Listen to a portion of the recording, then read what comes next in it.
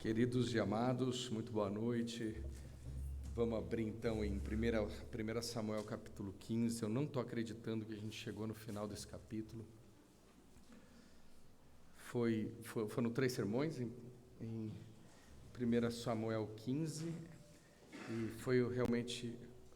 pode tirar um pouquinho, pessoal, se está dando esse tum, né? Aí, só dá um... pode tirar que meu tom de voz...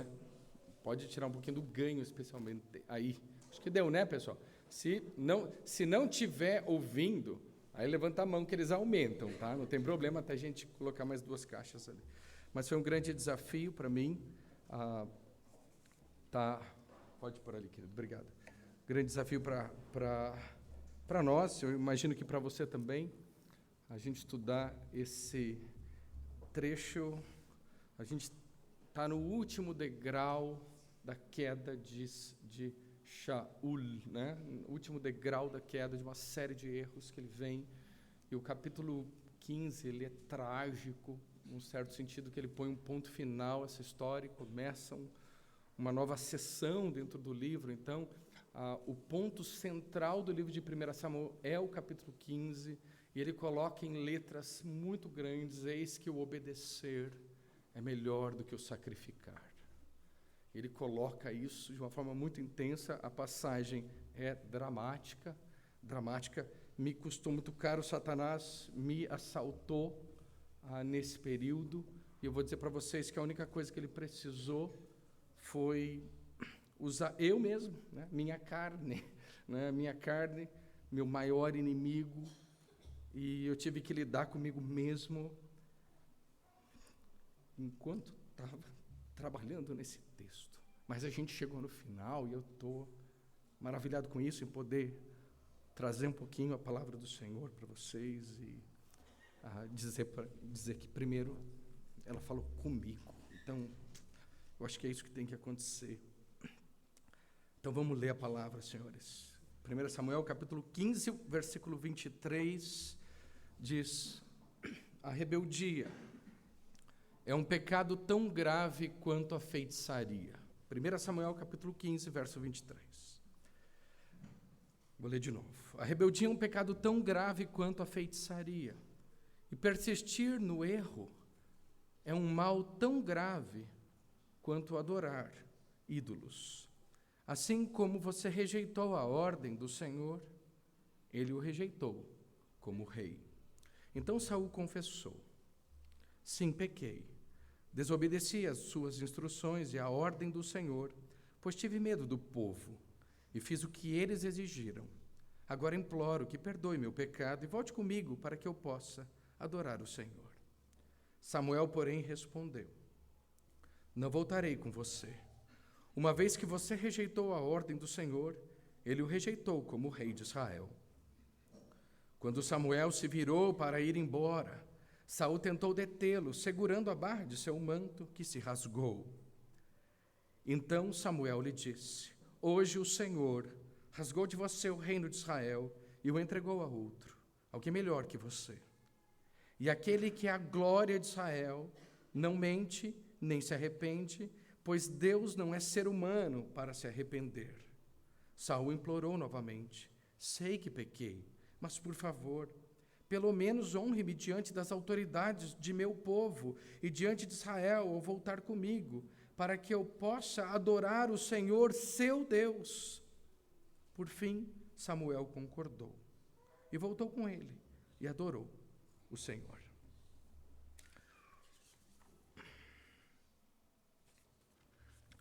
O profeta Samuel, queridos, disse em epígrafe para o rei Saul: obedecer é melhor do que sacrificar. Na ocasião em que Saul desobedeceu a Deus e tentou se justificar que o que estava fazendo era para oferecer sacrifício a Deus. Deus não aceita o culto da desobediência. Ele não se satisfaz com as ofertas da rebeldia. Deus quer nosso coração mais do que nossos gestos. Obedecer é melhor do que sacrificar. Nossa vida no altar é o nosso culto racional a Deus. E agora, o próprio Saul é rejeitado como aquele que serve como rei de Israel em nome de Deus. E como acontece em toda a Bíblia, com aqueles que não conhecem a graça de Deus, são as próprias palavras de Saul que o condenam. E se a gente notar aqui, as palavras de Saul são elas próprias que o condenam. Temi o povo e dei ouvidos à sua voz. Antes, no capítulo 12, quando a gente volta um pouquinho para trás, Samuel o advertiu. Ele falou para Saul que ele deveria temer o Senhor.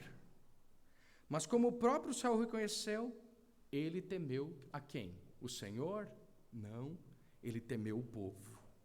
Saul deveria se atentar para a voz de Deus, mas ele deu ouvido à voz do povo. É um contraste muito grande.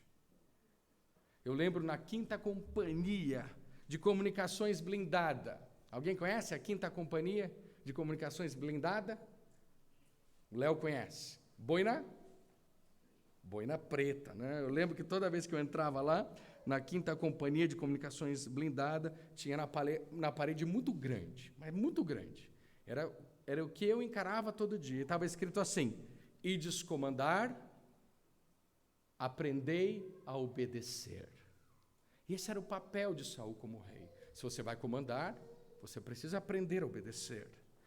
Depois eu descobri, agora estudando esse texto, que quem falou isso, na verdade, quem traz essa ideia foi Benjamin Franklin, que disse que aquele que não consegue obedecer, não consegue comandar.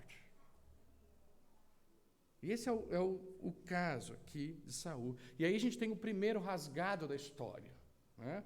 O título do nosso sermão é Rasgados. E aí você tem o primeiro rasgado, que é o rasgado Saul.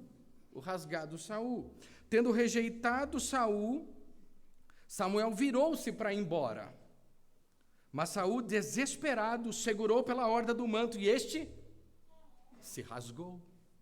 1 Samuel, capítulo 15, verso 27. Quando Samuel se virou para ir embora, Saul tentou detê-lo, segurando a barra de seu manto, que se rasgou. Podemos imaginar a cena muito trágica. O mesmo Saul que havia recentemente levantado monumentos à glória do seu reino, agora se agarra ao manto do profeta no chão, que havia acabado de removê-lo do ofício. Samuel viu o rasgar de seu manto como algo altamente apropriado à ocasião. Versículo 28 do nosso texto. Então Samuel lhe disse: hoje o Senhor rasgou de você o reino de Israel e o entregou a outro, alguém melhor que você. Eu acho que não dá para ser pior do que isso. É trágico. Na semana passada, a gente já ressaltou que, embora Deus pudesse arrepender de ter constituído Saul como rei, seu arrependimento não é como um arrependimento humano. A gente precisa fazer essa distinção. Deus não é homem para mudar de opinião ou se arrepender. Muito embora o Senhor responda à situação do reinado de Saul com um arrependimento santo, o próprio sentimento aqui é visto na passagem. Mas quando a gente olha o versículo 29, vamos ler juntos aqui, versículo 29, e aquele que é a glória de Israel não mente nem se arrepende, pois não é ser humano para se arrepender. E a gente precisa fazer a leitura correta desse versículo, e o versículo 29 precisa ser lido junto com o versículo 28. Foi a grande, que eu achei muito legal para entender. Samuel disse: hoje o Senhor, 28, rasgou de você o reino de Israel e entregou a outro, alguém melhor que você, e aquele que é a glória de Israel não mente nem se arrepende, pois não é ser humano para se arrepender. O plano de Deus, então, está aqui. Diferentemente do reinado de Saul, e Deus está trazendo aqui, que se originou da palavra de homens. Lembra quem pediu Saul como rei? Foram os homens. E eles ganharam o que eles pediram. Vários sermões. Era pediu, ganhou. Pediu, ganhou. A gente vê isso como uma forma de juízo de Deus. Muitas vezes Deus dá coisas, Ele permite coisas para juízo. Então, nem sempre as portas abertas, Deus me abriu uma porta, isso quer dizer as bênçãos de Deus. Nem sempre. Deus permitiu aqui, mas era para juízo do próprio povo, para que eles entendessem que é Deus quem faz todas as coisas cooperarem, funcionarem e se manterem. Agora, o reinado de Saul, que se originou da palavra dos homens e por isso não durou, o próximo reinado será originado da vontade de Deus. Portanto, o compromisso de Deus será inabalável. E aí tem a diferença do que os homens fazem e do que Deus faz. É muito diferente. E a gente precisa começar a compreender isso, se a gente quer que as coisas durem. Enquanto o reinado de Saul era baseado nas pessoas, no que as pessoas pensam, no que as pessoas acham, no que as pessoas querem, e ele permaneceu condicional diante de Deus porque dependia do desempenho de Saul, o próximo reinado se basearia no compromisso incondicional de Deus. E quando então Saul ouve aqui o versículo provavelmente 29, ele reage. Ele reage como? Ele reage a essa notícia de modo caracteristicamente mundano. Ele diz assim, versículo 30, Saul implorou novamente, sei que pequei, mas por favor, pelo menos honre-me diante das autoridades de meu povo e diante de Israel ao voltar comigo, para que eu possa adorar o Senhor, seu Deus, ou teu Deus. Nada sabendo sobre a graça de Deus, Saul tentou apenas manter as aparências. É interessante isso. Ele apenas tentou manter as aparências, a sua aparência especialmente pública. Samuel atendeu o seu pedido, e aí a gente pergunta para ele, ou porque teve compaixão do miserável Saul, ou porque se preocupou com o vácuo de poder que poderia surgir se Saul fosse deposto antes que o novo rei fosse revelado. Então, Samuel seguiu a Saul, e este adorou o Senhor. Versículo 31 diz, por fim Samuel concordou e voltou com ele, e Saul adorou o Senhor. Mas é de se notar aqui que a sua confissão, o pequei aqui, é algo muito interesseiro. Ele diz, perdoa-me o meu pecado e volta comigo para que eu adore o Senhor. Versículo 15, lá no começo. Saul pede que Samuel que ele o honre diante dos anciãos do meu povo, e assim permita que ele novamente adore o Senhor, teu Deus. E aqui eu fiquei chocado. Vocês notaram? Quando ele diz o verso 30, ele diz, parte B, mas por favor, pelo menos, honre-me diante das autoridades de meu povo, e diante de Israel ao voltar comigo para que eu possa adorar o Senhor, seu Deus. É meu povo, é seu Deus. E aí, o que a gente nota aqui? Saul era um político hábil. Meu povo. Coisa de político, né? Meu povo, né? Tá lá. Para o político é isso, é o meu povo. Mas note, ele era um político hábil, ele falava bem. A gente já falou de várias características de Saul. Um político extremamente hábil, mas não um crente com relacionamento pessoal com o Senhor. Ele não tinha um relacionamento pessoal com Deus. Ele estava envolvido até nas coisas de Deus. Era o povo de Deus, afinal de contas. Mas não era o Deus dele. Era o Deus de Israel, mas não era o Deus dele. Talvez Jesus é o Senhor e a cabeça viva da igreja, mas talvez você não pertença à igreja. Você a reconhece, mas você não pertence a ela. É algo de se pensar esse texto. E aqui a gente pode observar que Saul não se preocupa com a honra ofendida de Deus e com as consequências práticas do seu pecado, mas a única coisa que ele pensa ele se concentra apenas na restauração de sua honra e da sua autoridade diante dos homens. Ele não está preocupado com o Senhor em nenhum momento aqui. E Samuel diz o quê? Aquele que é a glória de Israel. Ele não tem preocupação nenhuma com a glória de Israel. A única preocupação de Saul é ele mesmo. É ele mesmo. E a gente nota, um comentarista diz o seguinte: a confissão não foi tanto o resultado de uma convicção interior, mas evidência do medo de Saul de perder a aclamação popular, de perder apoio.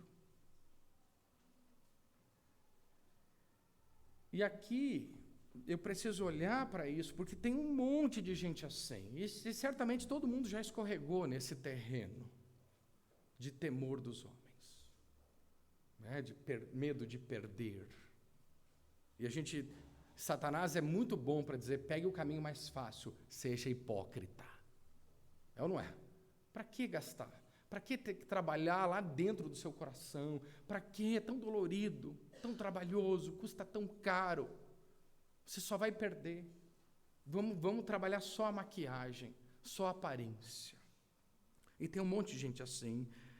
Eles até reconhecem o pecado, mas a motivação não é a glória de Deus. Eles nunca pensam que eles ofenderam a Deus, mas é o medo de perder, ou de ser descoberto, ou, quando descoberto, de ser exposto. Então, eu percebi que as pessoas, elas entram nessa categoria. É o medo de perder, e tem muita gente que é motivado assim: se eu não fizer isso, se eu não for para a igreja hoje, Deus vai me punir, ou o que o pastor vai pensar de mim, e a gente peca dessa forma. Ou a gente continua, né? Medo, então, de ser apanhado, né? O medo de perder, né? De ser apanhado, ou de ser descoberto, ou, se descoberto, de ser exposto. Aqui a gente tem um exemplo clássico, tem vários exemplos na Bíblia, mas é a confissão. O primeiro a entrar por esse caminho já veio lá no Gênesis, que é o caminho de Caim. Caim matou, né, seu irmão, e o que aconteceu foi que ele teve grande remorso. Ele falou: Senhor, alguém vai me matar. Se alguém me pegar, vai me matar. Ele estava com medo do quê? De ser morto. Ele não estava pensando que ele ofendeu a Deus. Ele estava pensando: não, vão me matar. O Senhor colocou uma marca nele, e para onde ele foi? Para longe de Deus. Isso não é arrependimento, isso é remorso. Tem um monte de gente assim. É a confissão de Caim, é a confissão de Saul. Já vi pessoas sentadas nesses mesmos bancos, e eu já tive sentado também aí, fazendo exatamente nisso. Muitas vezes, impenitentes. E o que eu tenho percebido nesses anos é que há uma marca dos incrédulos, que é a impenitência. Ele não se arrepende. Ele não se arrepende. Ele é pego, olha, foi pego, tem uma câmera, ele vai, no último ele só vai dar um passo para trás quando ele vai ser exposto, provavelmente. Mas tem um monte de gente assim, só respondem pelo medo de perder sua reputação. Mas Deus não aceita esse tipo de confissão e nunca aceitará. Hoje, você tem a escolha de abandonar o pecado e se voltar para Deus. Em arrependimento, não em remorso. Para isso, presta atenção. Vamos lá, tem um novo tratado agora. Tratado do arrependimento. O verdadeiro arrependimento é motivado não meramente por um desejo de escapar das consequências do pecado, mas de uma convicção sobre o próprio pecado. Ele entende que o pecado custa. Ele não quer escapar. Muitas vezes ele vai pagar. Ele vai assumir as consequências do seu pecado. É motivado, então, não motivado pelo desejo de escapar, mas uma convicção do seu próprio pecado e suas consequências. A verdadeira confissão é feita diretamente ao Senhor e busca o perdão de Deus pelo sangue de Cristo, crendo na promessa divina de salvação. Se confessarmos os nossos pecados, Ele é fiel e justo para nos perdoar os pecados e nos purificar de toda injustiça. Às vezes eu pego um impenitente. Às vezes tem os impenitentes. Sabe o que eu falo para ele? Ore, vamos orar. Eu quero que você ore, eu quero que você fale com Deus. Eu quero que você fale com Deus, que você peça perdão do seu pecado. Eu quero que você, então, entenda o que Cristo fez na cruz por você. Ore, meu irmão.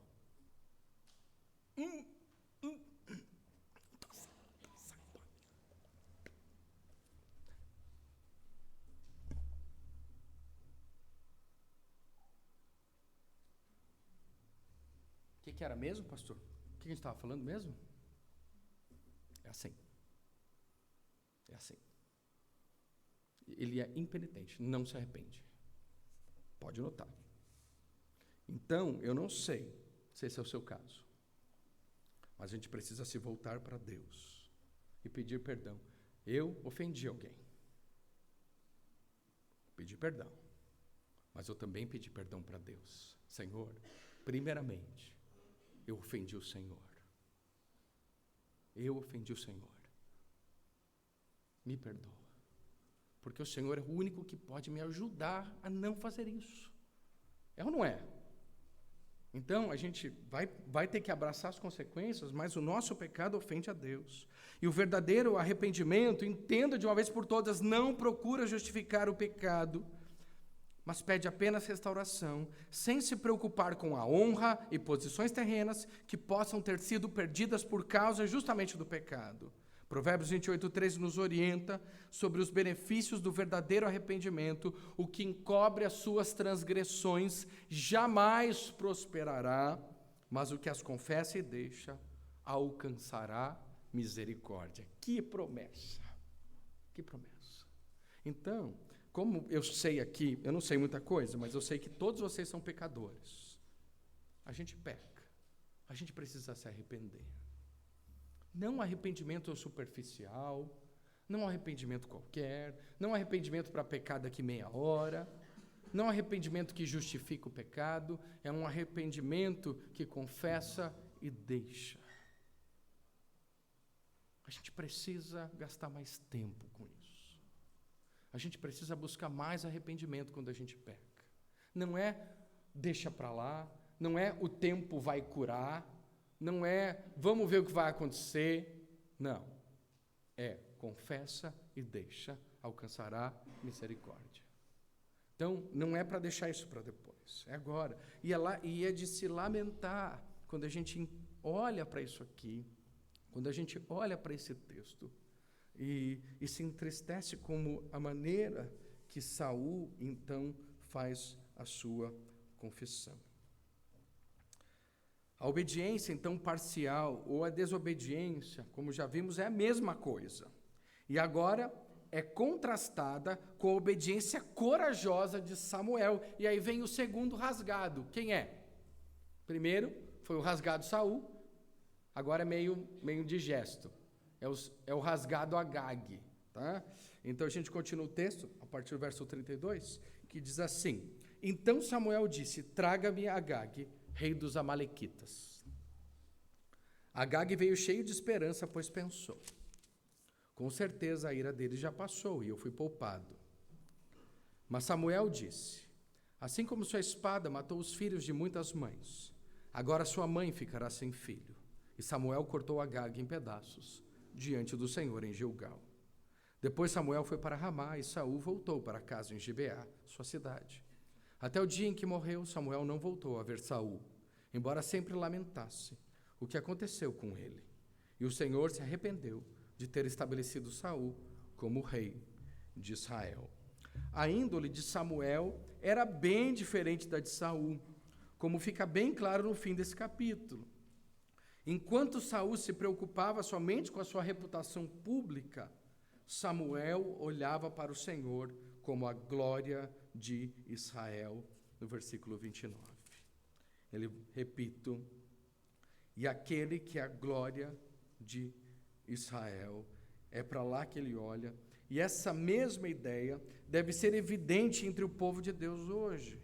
A glória que homens e mulheres veem na igreja não é a glória da habilidade do pregador, nem a capacidade da igreja de levantar fundos, mas a glória de Deus no meio do seu povo, no poder de sua palavra, que é crida e obedecida.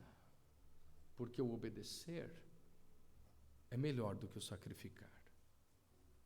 E a gente precisa anotar aqui.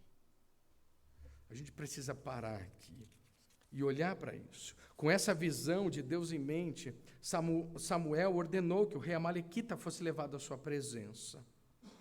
Enquanto Saul havia rasgado a borla do manto de Samuel, que simbolizava a lei de Deus, Samuel mostrou seu compromisso espiritual, cortando o rei Amalequita e cumprindo a ordem de Deus. Alguém obedeceu aqui. Esse foi Samuel. Talvez aqui a gente tem duas leituras e a NVT aqui interpretou para valer, né? Interpretação aqui interpretou. Agag esperava que os ânimos tivessem se acalmado.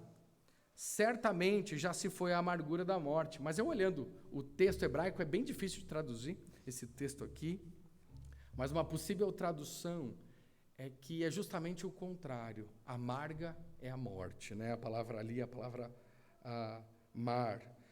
Já se foi, mas talvez ele falou, não, amarga é a morte. Talvez agora ele se aproxime e ele treme, né? Quando ele chega perto de Samuel. Samuel o fez lembrar não apenas da antiga culpa do povo amalequita, mas também dos seus pecados pessoais. Agag desfilhou mulheres, e agora desfilhada ficará tua mãe entre as mulheres. Essa é a justiça de Deus. Deus absolutamente justo. E com essas palavras Samuel rasgou Agag em pedaços, revelando a destruição que sofrerá todo aquele que enfrentar o juízo de Deus sem ser perdoado. E não se preocupe, porque como Saul, né, foi condenado pelas suas próprias palavras, nós também seremos condenados pelas nossas próprias ações e atos, diante do julgamento de Deus. Ninguém será culpado daquilo que não cometeu. Não, o julgamento de Deus é pessoal.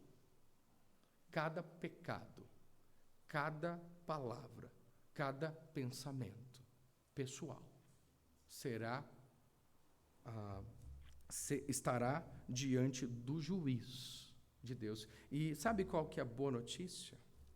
Duas boas notícias, porque o texto aqui é trágico, né? Alguém está sendo cortado em pedaços. Primeira delas, há perdão para os pecados em Cristo Jesus. Jesus foi aquele que assumiu o preço, aquele que pagou pelos nossos pecados. Ele foi o homem de dores que sabe o que é padecer. Ele sofreu a consequência. Essa é a primeira boa notícia, há perdão para os pecados. E a segunda notícia é que o mal será julgado. O mal não vai durar para sempre. Um dia o mal vai terminar. E a gente olha esse mundo tão cheio de maldades, e toda vez que eu vejo essas atrocidades acontecendo, e não sei se você, mas especialmente contra as crianças, por exemplo, eu sempre lembro disso. Esse dia está chegando. Cada dia está mais perto de Deus terminar com o mal. Vai ter o dia que não vai ter mais isso. Isso me alegra o coração. Agag foi severamente julgado somente depois de um longo período no qual arrependimento e fé haviam sido oferecidos. Do mesmo modo, Deus está dando aos pecadores um longo tempo para se arrependerem e crerem em Jesus Cristo para a salvação. No entanto, quando Jesus voltar, no momento conhecido somente por Deus, se assentará no trono da sua glória para julgar. O momento de se arrepender, de crer é agora, é hoje. O capítulo se encerra, e aí nós vamos para o final do capítulo, com uma informação que mostra a graça no caráter de Samuel. Saul foi rejeitado pelo Senhor, por isso o profeta do Senhor não mais verá Saul. De acordo com os versículos 34 e 35, vamos dar uma olhadinha aqui. Samuel foi para Ramá e Saul voltou para casa em Gibeá, sua cidade. Até que morreu, Samuel não voltou a ver Saul, embora sempre lamentasse o que aconteceu com ele. Saul foi rejeitado e agora o profeta do Senhor não mais verá Saul. Samuel seguiu seu caminho para Ramá, Saul para Gibeá, e sabe qual que era a distância dessas cidades? Menos de 16 quilômetros, 15 quilômetros, pertinho. Ele nunca mais o viu. Nunca mais viu Samuel Saul até o dia da sua morte, porém tinha pena de Saul. Isso nos mostra onde estava o coração de Samuel o tempo todo. O profeta nunca havia torcido para que o rei fosse reprovado. Nunca. Ele nunca torceu para dar errado, para as coisas desandarem. O verdadeiro servo de Deus se entristece por aqueles que permanecem perdidos no pecado, ao mesmo tempo em que trabalham sinceramente para a futura salvação deles. Um outro comentarista diz o seguinte: nenhum verdadeiro mensageiro de Deus ama trazer uma mensagem de juízo. Juntamente com Samuel, o próprio Senhor está triste. O Senhor se arrependeu, e aqui é o arrependimento do Senhor, mais uma vez, de haver constituído Saul rei sobre Israel. E aí você tem toda essa nota de lamento. Esse exemplo mostra que os cristãos que olham os perdidos com compaixão e amor, zelosamente estendendo a mensagem de salvação aos pecadores, são aqueles que mais fielmente representam o coração de Deus ao mundo. E quando eu cheguei nessa parte, foi uma parte que me tocou muito no texto, né? E eu falei: Senhor, eu quero ter a firmeza de Samuel, mas eu também quero ter o coração dele. Eu quero ter a destreza das mãos dele, mas eu quero ter o coração dele, né? Eu quero ter a firmeza de Samuel ao despedaçar Agag, mas para isso eu não posso deixar de ter a compaixão de Samuel por Saul. Eu falei: nossa, é tão difícil, Senhor, é tão difícil, porque às vezes a gente tem mãos para despedaçar, e a gente faz isso em nome do Senhor, mas ao mesmo tempo, se a gente quer equilibrar, eu preciso ter o coração que lamenta a noite toda, e que chora, e que clama, e que se entristece. E é por isso que é muito difícil, né, a gente equilibrar a nossa vida. Uma hora firmeza, misericórdia, firmeza, misericórdia, a gente tem que juntar isso.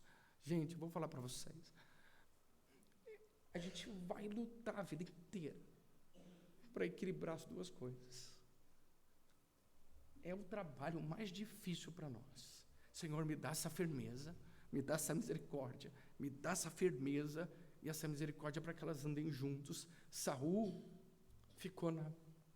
deixou as coisas acontecerem, abandonou o Senhor, foi para esse caminho e deixou o caminho da obediência. Isso custou muito caro para ele. Mas a gente tem um exemplo firme de Samuel aqui. É equilibrado, não está nas pontas. Não é um Deus de amor que passa pano para o pecado, nesse mundo que todo mundo passa pano para pecado.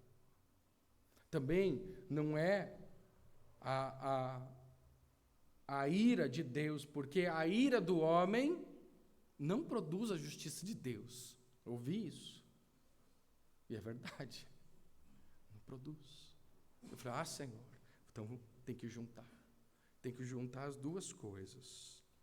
Então é isso que a gente vai trabalhar, é isso que a gente vai fazer. Senhor, me dá essa firmeza para te obedecer até o último, mas me dá misericórdia também, para que eu possa evidenciar minha compaixão todos os dias da minha vida. E eu concluo dizendo o seguinte: o fim miserável de Saul, a rejeição de Saul, mostra quanto o rei havia se tornado miserável por causa da sua persistente incredulidade e da sua impenitência. Muitas vezes, a raiz dos pecados é bem simples, é não confiar em Deus, é abandoná-lo, é o que nós chamamos de impiedade. A impiedade é não confiar em Deus. A gente abandona. Tem os meus jeitos, eu tenho as minhas desculpas, eu justifico aqui, eu faço aqui, e é Saul. É Saul se justificando o tempo todo. É Caim, é toda essa gente fazendo isso. Não encara a realidade da vida. E o que acontece? Essa impiedade, essa incredulidade só nos leva à impiedade. A impiedade parece ser um subproduto, pessoal. A gente deixa de confiar em Senhor e a gente vai para longe dele. É o exemplo de Caim, é o exemplo de Saul, é o exemplo de vários personagens bíblicos. Incredulidade leva à impiedade. E a gente não pode viver assim. Agora, muitos observadores, espectadores, perguntam se Saul é um exemplo de um crente ruim. Agora, João caiu para mim. Geralmente essas perguntas caem para o pastor João, e a gente sempre sai, né, no carro e comenta, né? Talvez ele vai, hoje é a vez dele. A resposta é que Saul nunca foi um crente. Note, desde o primeiro capítulo. Quem conduzia ele, lembra? Era o servo dele. Vamos lá ver, a palavra de Deus se espalhou por todo Israel. Quem é esse Samuel? Eu não sei, nunca ouvi falar. Não, vamos lá, é o vidente. Não, deixa. Não, eu tenho aqui, eu tenho uma oferta. Vamos lá. Desde o começo, dando evidências. Ele nunca foi crente, em nenhum momento. Há uma evidência clara, que o rei tivesse a fé salvadora, que conhecesse o Senhor. E assim, apesar de todos os seus notáveis privilégios e experiências, ele nunca recebeu a salvação, que vem só pela fé. É sola fide, somente pela fé. Você pode morrer sentado nesses bancos da igreja, e isso não garante salvação. Você pode receber todos os privilégios de ouvir a palavra de Deus todo domingo, de participar dos nossos grupos de discipulado, de vir na reunião de casais, de fazer tantas coisas, no final de uma vida tão ditosa, ter o seu nome, em cima da churrasqueira fulano de tal, né? Imagine ali, o seu nome lá, isso não garante nada. O único meio é a fé em Jesus Cristo. É se arrepender dos pecados, e a gente tratou de arrependimento hoje aqui, e crer em Cristo como Salvador. Não há outro meio. Não tem outra maneira. Jesus é o caminho, a verdade e a vida, e ninguém vem ao Pai senão por mim.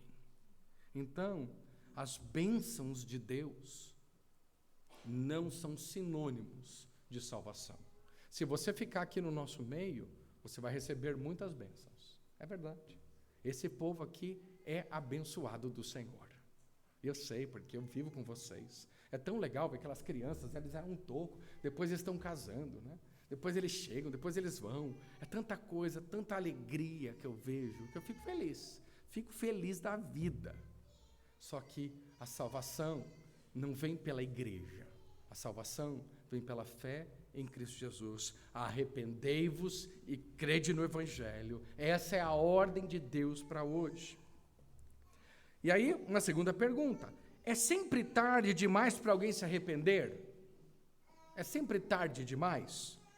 A Escritura sustenta a promessa de perdão e salvação para todos aqueles que vão a Cristo com seus pecados.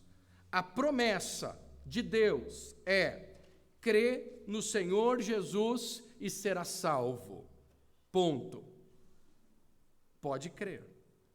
João exorta: se confessarmos os nossos pecados, Ele é fiel e justo para nos perdoar os pecados e nos purificar de toda a injustiça. Romanos também, para citar um terceiro: pois todo aquele que invocar o nome do Senhor será salvo. E é muito legal, porque às vezes eu encontro com alguns que vêm para a igreja reformada, e eles perguntam assim para mim: eu acho que eu não sou um eleito, né? Fica esse papo do eleito. Quem Deus elegeu? Gente, não entra nessa. Não entra nessa. Quem Deus elegeu? Você não sabe. Já dou a resposta de bate e pronto. Ninguém sabe. Deus sabe. Ele que elegeu, não fui eu, foi ele. Então a gente não sabe, a gente prega o Evangelho. Aí ele perguntou: por que Deus me escolheu e não escolheu fulano? Filho, relacionamento com ele. Vai ler, né? Vai. Eu também tenho. Fala assim, eu pecador. Ele faz as coisas segundo o beneplácito de sua vontade, Efésios capítulo 1. Você não adianta muitas vezes. Aí fica lá: eu acho que não é para mim isso. Eu falo assim: vamos resolver isso agora. Crê no Senhor Jesus e será salvo. Creia, você é pecador, se arrepende dos seus pecados, creia nele. Eu nunca vi ele rejeitar nenhuma pessoa, nunca. Pastor João, você já viu Deus rejeitar alguém que chegou até ele? É verdade ou não é que todo aquele que invocar o nome do Senhor será salvo? Todo. Aí é todos. Todo aquele que invocar o nome do Senhor será salvo. Então, creia nele. Pare com isso. Creia nele. E a pessoa fala assim, vou pensar. Aí eu tenho a tendência, Senhor, acho que não é eleito. Estou brincando, né? Acho que não é eleito. Não, mas eu resisto e continuo pregando, né? A palavra de Deus, né? Então, é isso que a gente precisa pensar. Por isso que a pergunta mais importante, e nós nos arrependemos, sim ou não? Você se arrependeu? Essa é a pergunta. Essa é a pergunta que a gente tem que responder. A resposta a essa pergunta determina o destino eterno. Estamos dispostos a admitir o nosso pecado, abandoná-lo e buscar o perdão oferecido por Deus? É isso. É só isso. E note, a fé cristã, eu achei muito legal. Não é uma religião para pessoas que não pecam, porque aqui todo mundo peca. Mas também não é uma religião para aqueles que não se arrependem. E há uma diferença bem grande. Nós nunca podemos saber se alguém está definitivamente perdido. Eu nem entro nessa história. Portanto, devemos continuar a estender a graça do Evangelho a corações endurecidos, mesmo quando nos entristecemos pela sua evidente rejeição ao Evangelho. E essa é a graça de Deus. Muitas vezes Ele insistiu conosco. Né? Ele insistiu conosco. Então, se o seu filho é impenitente, e eu lembro dessa fase, que eles não pedem perdão. Por quê? Porque são incrédulos. É óbvio que eles não vão pedir. Eu falei para vocês que característica do incrédulo é essa. Você fala assim, filho, você errou. Não. Filho, foi você. Não foi. Eles são bem impenitentes, né? Naquela fase, quando eles são pagãos, né? Eu brinco. E aí a gente continua insistindo com o Evangelho. A gente insiste com o Evangelho. Em Cristo pode ser diferente. Em Cristo pode ser diferente. Lembra da Mônica, a Santa Mônica, né? Tem um clube aqui, né? Aqui perto, em homenagem a ela. O filho dela era caso perdido. Caso perdido, não tinha o que fazer. Quem que era o bispo mesmo, Léo? Anselmo, de Cantuária, né? Não era Anselmo? Lembra aí? Tinha o bispo, mas era o bispão da época. E ele estava lá no norte da África, né? Não, o bispo da igreja, o Agostinho era incrédulo, estava no mundão, ele estava no mundão. E ela chegou para o bispo lá e falou assim, pastor, ore pelo meu filho, ele é incrédulo. E ela disse que incomodava ele, todo culto lá com esse negócio, de ore pelo meu filho, porque ele está lá, ela ia atrás dele, ela apontava todas, a Mônica, né? Não era igual o pai do filho pródigo, que ficava esperando no portão, não, ela ia atrás dele. É coisa de mãe, né? É diferente, né?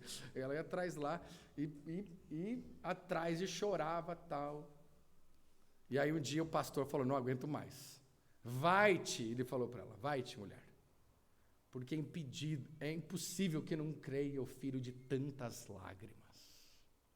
Ali, insistindo. E eu tinha esse compromisso com Deus. Eu não sei, Senhor, quem são os eleitos, é ou não é? A gente está numa igreja reformada, dá para falar.